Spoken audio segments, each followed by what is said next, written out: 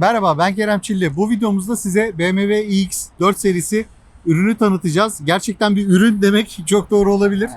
Çok fazla içerik çektik araçla ilgili, deneme şansımız oldu. İzmir Urla'dayız şimdi. Hatta benzin istasyonunda hızlıca bunu denemek zorundayız. Çünkü bu içeriği size hızlıca ayarlayabilmemiz için hatta birçok detayı ofisimizde sizle paylaşacağız. Ama çok fazla görüntü aldığımızı söyleyebilirim. Hakikaten hakkını veren bir araç oldu ama ben pozitif yanlarından daha ziyade negatif taraflarından bahsedeceğim. Sadece 11 kW AC ile şarj edilebildiğini öğrendik ve biz deneylediğimizde de 11 kW'la şarj ettik. Evet, DC'de 150 kW'la şarj ediliyor. Hakikaten aracın AC tarafta neden sadece 11 kW'la limitlendiğini anlamakta güçlük çekiyoruz.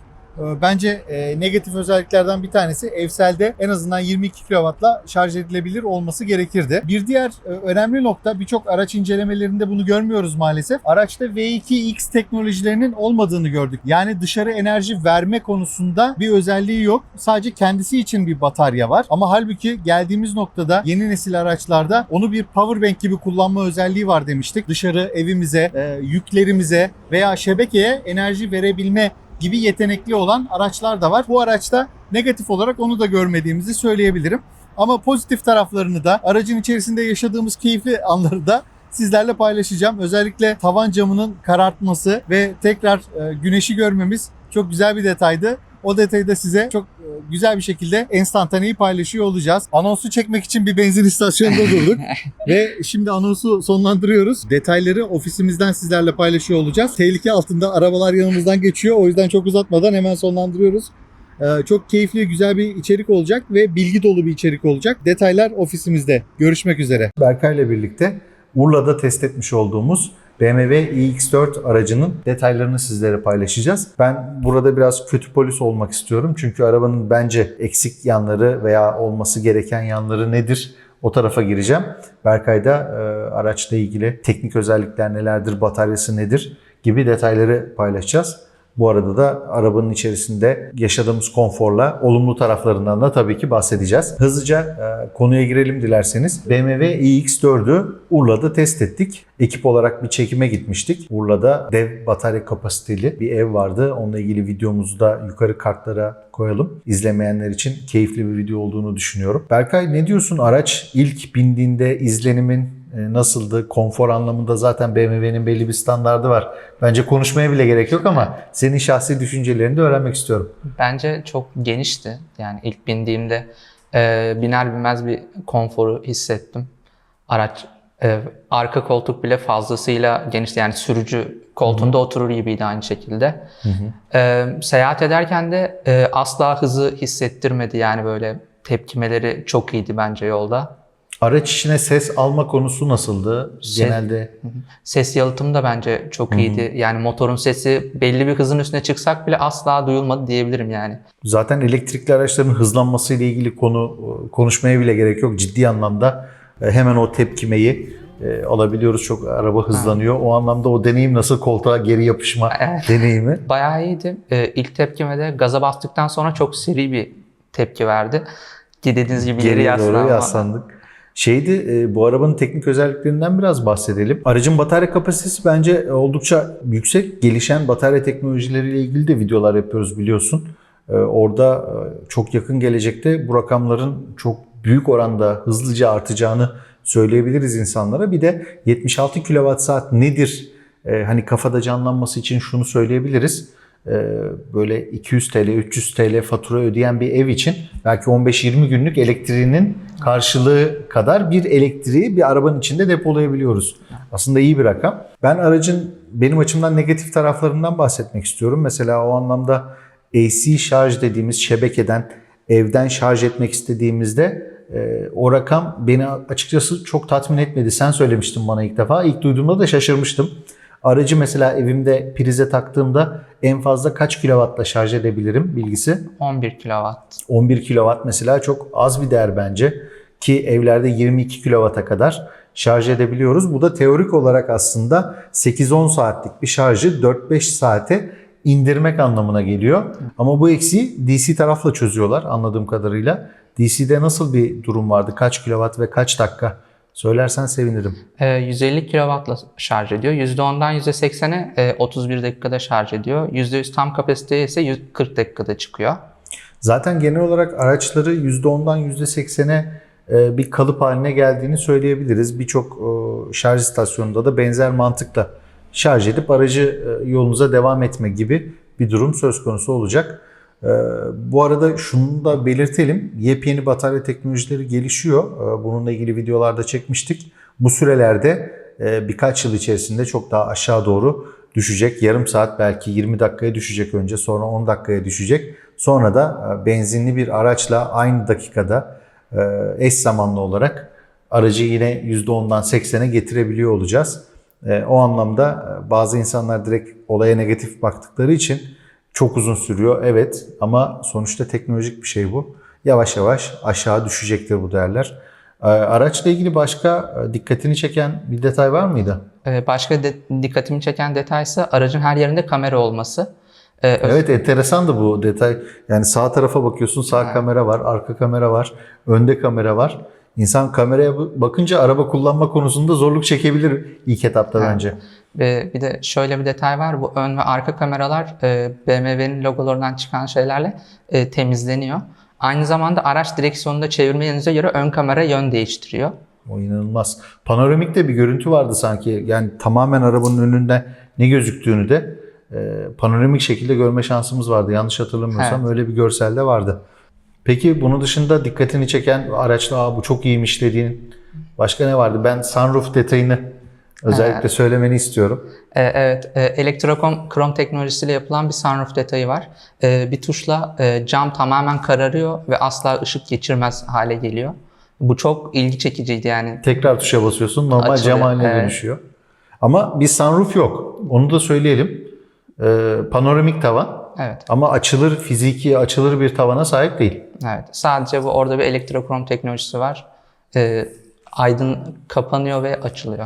Çoğu zaman da yeterli olur diye düşünüyorum bence. Sunroof, tabii bazı insanların direkt sunroof merakı var. Sunroof keşke olsa diye düşündürler diye tahmin ediyorum. Ki eski versiyonda vardı sanki. Yavuz, öyle hatırlıyorum ben, doğru mu? iX3 müydü? 3'teki versiyonda sunroof vardı. Biz bayağı bir cebelleşmiştik. Hatta o görüntüleri de koyarsın, bu nasıl açılıyor falan diye. Sunroof vardı 3'te. 4'te dediğin teknoloji enteresan ve hakikaten de ilgi çekici oldu. Benim araçta dikkatimi çeken, yani benim çok hoşuma gitmedi açıkçası. Bu kişiden kişiye tabii ki değişebilir ama taşlar böyle çok böyle feminen bir duruş sergilemiş aracın orta konsolda, böyle sanki parmağa takacakmış bir yüzükmüş gibi farklı farklı kesimler. Kenardaki ayarlamalar keza öyle. Ben daha böyle agresif, daha böyle aracın o karakterini yansıtan düğmeler olsa daha güzel olurdu gibi geliyor bana, ama tabii ki bu bir tercih, kişiden kişiye göre değişir. Belki sana göre çok güzel, taşlar harika falan da diyebilirsin, bilmiyorum, ama bana negatif gelen şeylerden bir tanesi oydu. Aracın keyifli, konforlu olduğunu zaten söylemiyorum bile. Orada belli bir standardın üstünde zaten. Benim için bir başka negatif taraf araçla ilgili, ben bu videoda kötü polis oldum. Bütün bana negatif gelen şeyleri paylaşıyorum. Aynı şekilde Berkay'da iyi tarafı. Olumsuz taraflardan bir tanesi de bu asistanla iletişim konusu. Bence orada birazcık daha yol kat etmeleri gerekiyor. Asistanla Türkçe anlaşamadık. Hani İngilizce falan denedik. İngilizce de çok başarılı olamadı. O da bizim telaffuzumuzdan dolayı belki olabilir. Orada da kendimize bir pay biçelim. Ama genel olarak asistanla iletişim, aracın içindeki kontrolleri bence iyileştirebilirler. Muhtemelen üstünde de çalışıyorlardır diye düşünüyorum. Aracın bir başka özelliği, bunu da Yavuz söyledi bana. Sesi kısık olduğu için sağ olsun bugün kameranın arkasından bize katılıyor. Aracın menülerini kurcalamayı çok sever. Burada ne var, burada ne yok diye. Menüleri karıştırırken bayağı bir karışık olduğunu söyledi. Onu da buradan iletmiş olalım. Yavuz'a da geçmiş olsun diyorum. İnşallah sesini düzeltir. Seni de burada görürüz. Bence menüler evet, ama çok şey var. Yani kendimi BMW'nin yerine koyuyorum. Bütün ayarları ekranda göstermek zorundasın. Ve onu sadeleştirmek zorundasın. Bu çok zor bir iş. Onları da anlayabiliyoruz. Ama kullanıcı dostu olmak da önemli. Bence fena değildi ama tabii ki iyileştirme yine olabilirdi diye düşünüyorum. Aynı fikirdeyim ben de. Yol sürüş asistanının BMW'nin navigasyonu döneceğiniz yöne göre kamera da aynı şekilde o yönü gösteriyor. Bu da bence çok ilgi çekici. Hatta test videolarını izlediğimde bayağı şaşırmıştım o nasıl oluyor diye.